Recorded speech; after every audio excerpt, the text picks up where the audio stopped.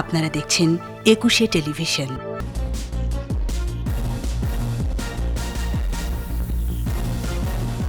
কাল আসছে সিনোফার্মের 5 লাখ টিকা। কোয়াডের বিষয়ে চীনের কিছু বলার নেই, সিদ্ধান্ত বাংলাদেশের। ঘরমুখো মানুষের ভিড় লেগেই আছে ফেরিঘাটে, সড়ক মহাসড়কেও যানবাহনের চাপ। করোনায় ক্ষতিগ্রস্তদের পাশে সরকার, প্রধানমন্ত্রীর বিশেষ উদ্যোগ ভূমিকা রাখছে অর্থনীতিতে।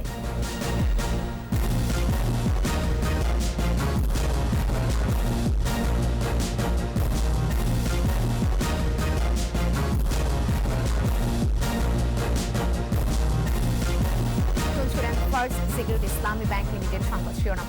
প্রত্যেককে আমন্ত্রণ জানাচ্ছি দুপুর 2টার 21 সংবাদের সাথে থাকছে আমি ফেরদৌসী আহমেদ। দর্শক, একুশে টেলিভিশনের সংবাদ একই সাথে সরাসরি দেখতে পাবেন আমাদের ফেসবুক পেজ www.facebook.com/2124 অনলাইনে। যাচ্ছি বিস্তারিত সংবাদে। কাল আসছে চীনের উপহারের 5 লাখ ডোজ টিকা। এছাড়া ডিসেম্বরের মধ্যেই রাশিয়া ও চীন থেকে ক্রয়ের টিকা পাওয়ার সম্ভাবনা আছে বলে জানিয়েছেন স্বাস্থ্যমন্ত্রী ডাক্তার জাহিদ মালিক। আর যুক্তরাষ্ট্রের উদ্যোগে 4 দেশীয় জোট কোয়াডে যুক্ত হবার বিষয়ে চীনের বলার কিছু নেই বলে জানান পররাষ্ট্রমন্ত্রী। সকালে রাষ্ট্রীয় অতিথি ভবন পদ্মায় নেপালের রাষ্ট্রদূতের হাতে বাংলাদেশের পক্ষ থেকে স্বাস্থ্য সুরক্ষা সরঞ্জাম উপহার প্রদান অনুষ্ঠানে এসব কথা জানান দুই মন্ত্রী। দেখুন আদিত্য মামুনের রিপোর্ট। কোভিড মোকাবেলায় যখন উন্নত রাষ্ট্রগুলো নাস্তানাবুদ, তখন বাংলাদেশ আছে অনেকটা স্বস্তিতে। লকডাউন আর সরকারি বিধিনিষেধের কারণে কমেছে মৃত্যু, কমেছে সংক্রমণের হার। এমন প্রেক্ষাপটে বুধবার আসছে চীনের দেয়া উপহারের 5 লাখ ডোজ টিকা। চীনের দেয়া উপহারের টিকা ছাড়াও আরও 4 থেকে 5 কোটি টিকা কেনার চুক্তি নিয়ে আলোচনা চলছে বলে জানান স্বাস্থ্যমন্ত্রী জাহিদ মালিক। এছাড়াও অ্যাস্ট্রাজেনিকার টিকা পাওয়ার সময় এখনও আছে বলে জানান মন্ত্রী। চীনের টিকা যে উপহার হিসেবে 5 লক্ষ ডোজ আসবে, চাহিদা থাকবে যে আমাদেরকে অন্তত 4-5 কোটি ডোজ তারা ইনিশিয়ালি দিক। সেই অর্ডারটা ডিসেম্বরের মধ্যেই তারা দেওয়া শুরু করে। চীনের টিকা বাংলাদেশে পরীক্ষায় কর্তৃপক্ষ সম্মতি দেয়নি বলে কিছুটা দেরি হলেও এখন কেনায় কোনো বাধা নেই। রাশিয়ার টিকা সংগ্রহেও আলোচনা চলছে জানান মন্ত্রী। এখন আর ট্রায়াল নাই, এখন আমরা সরাসরি ভ্যাকসিন আমরা ক্রয় করার জন্য এগিয়ে গেছি। রাশিয়ার সাথে আমরা নন ডিসক্লোজার যে ডকুমেন্ট আছে সেটা সই হয়ে গেছে।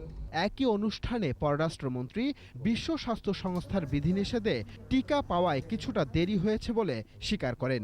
এদিকে কোয়াড নিয়ে চীনা রাষ্ট্রদূতের বক্তব্য নিয়েও কথা বলেন পররাষ্ট্রমন্ত্রী। WHO যদি অ্যাপ্রুভ না হয়, এই অবস্থায় আমরা সেই ধরনের ভ্যাকসিন আমাদের দেশের জনগণের কাছে ইউজ করব না। সেই জন্যই আমরা তখন সায় দেই নাই, এতে সময় লেগেছে।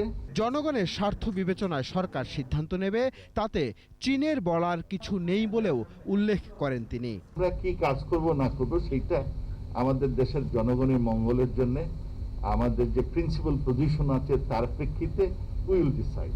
রাষ্ট্রীয় অতিথি ভবন পদ্মায় নেপালের রাষ্ট্রদূত রাশিধর মিশ্রার হাতে বাংলাদেশ সরকারের পক্ষে কোভিড মোকাবেলায় স্বাস্থ্য সুরক্ষা সরঞ্জাম তুলে দেন পররাষ্ট্র ও স্বাস্থ্যমন্ত্রী। দুদেশের বন্ধুত্বপূর্ণ সম্পর্ক দৃঢ়তর হবে জানিয়ে উপহারের জন্য বাংলাদেশের জনগণ ও সরকারকে ধন্যবাদ দেন নেপালের রাষ্ট্রদূত। Bangladesh supported us last year also. Aditya Mamun, Ekushey television, Dhaka. সড়ক মহাসড়ক ও দেশের বড় দুই ফেরিঘাটে আজও ঈদে ঘরমুখো মানুষের চাপ। তবে রাত থেকে শিমুলিয়া ঘাটে সবগুলো ফেরি চালু করে দেয় মানুষের ভিড় কমেছে। রাস্তায় কঠোরভাবে যানবাহন নিয়ন্ত্রণ করছে আইন শৃঙ্খলা রক্ষাকারী বাহিনী। তারপরও নানা কৌশলে বিকল্প উপায়ে বাড়ি যাচ্ছে মানুষ। এদিকে রাজবাড়ির দৌলতদিয়ায় 5 নম্বর ফেরিঘাটে পল্টন থেকে পদ্মায় পড়ে যাওয়া যাত্রীবাহী মাইক্রোবাসটি উদ্ধার করা হয়েছে। সহকর্মী ও প্রতিনিধিদের সহায়তায় বাকিটা জানাচ্ছেন সমর ইসলাম। সকাল থেকে ঘাটমুখী মহাসড়কে কঠোরভাবে যানবাহন নিয়ন্ত্রণ করছে আইন শৃঙ্খলা রক্ষাকারী বাহিনী। বিভিন্ন স্থানে চেকপোস্ট বসিয়ে ফিরিয়ে দিচ্ছে যানবাহন।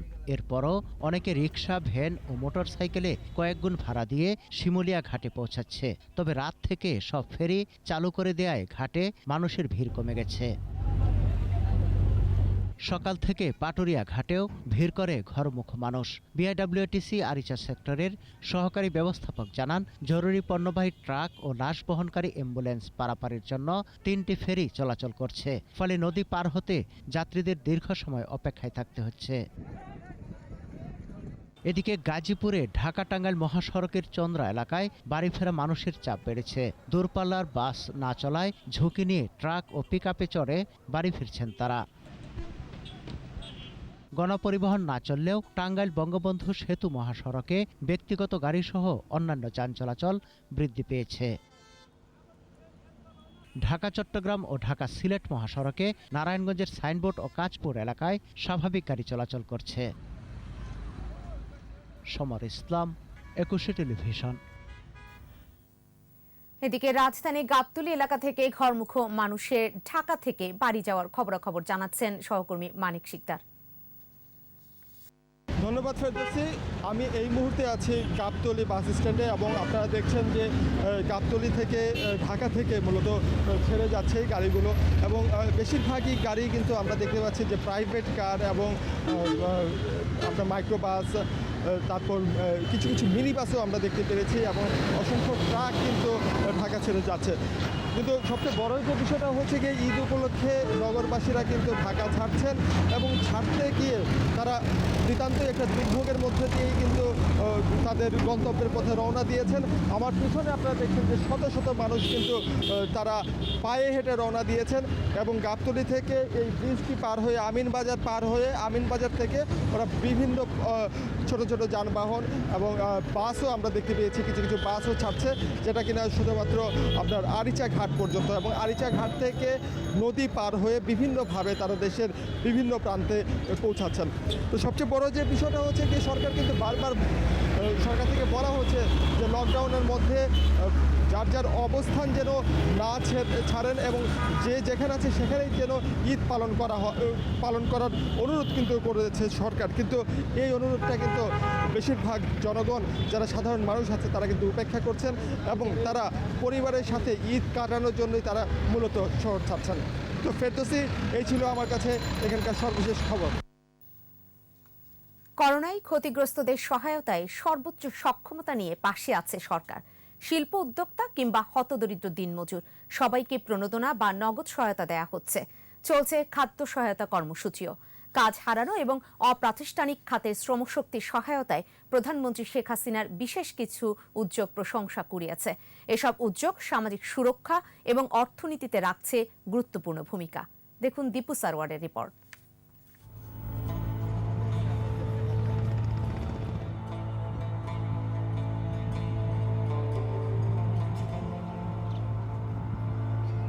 করোনা ভাইরাস প্রাণহানির পাশাপাশি ব্যবসা বাণিজ্য, জীবিকা তথা সার্বিক অর্থনীতির উপরও বড় আঘাত হানে।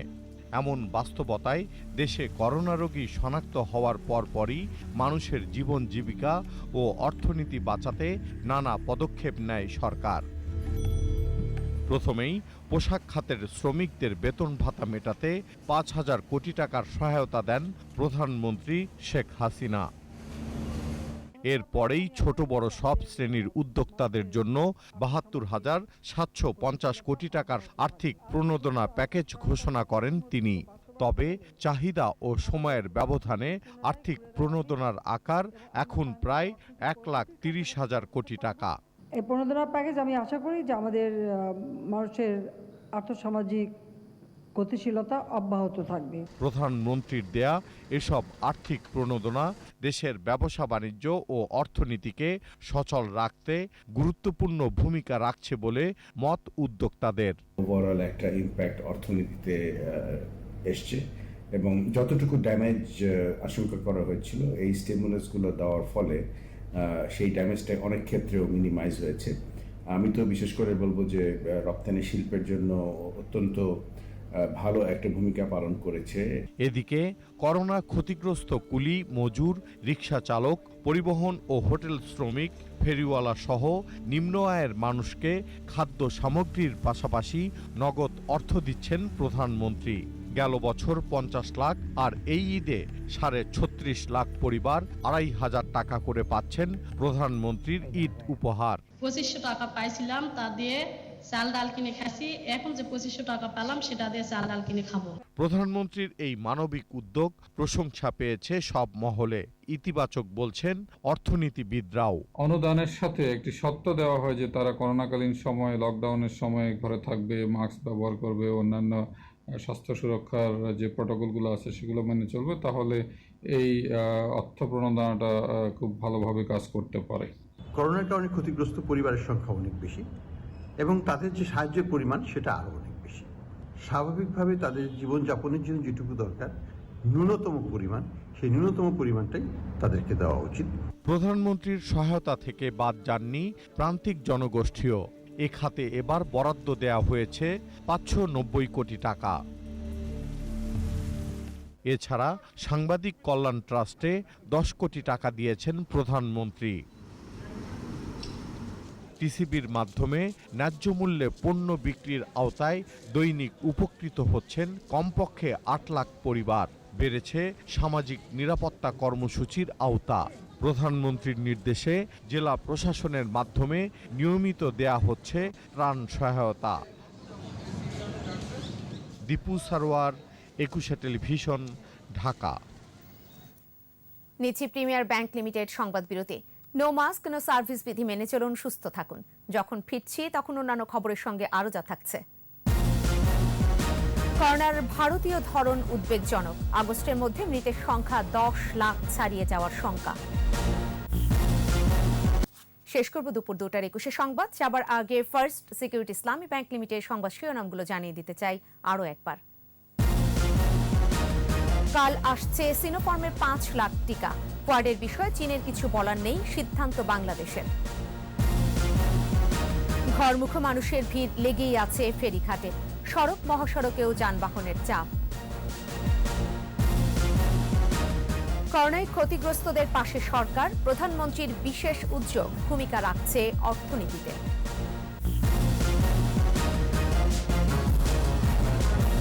সর্বশেষ খবর জানতে ডায়াল করতে পারেন 20221 নম্বরে, আর ভিজিট করুন ekushe-tv.com এই ওয়েবসাইটে। এছাড়া ফেসবুকে ভিজিট করতে পারেন facebook.com/ekushe24 অনলাইনে। এতক্ষণ সাথে থাকার জন্য ধন্যবাদ। বিকেল 4টায় রয়েছে একুশের দেশের সংবাদ দেখার আমন্ত্রণ রইল। স্বাস্থ্যবিধি মেনে চলুন, সুস্থ থাকুন।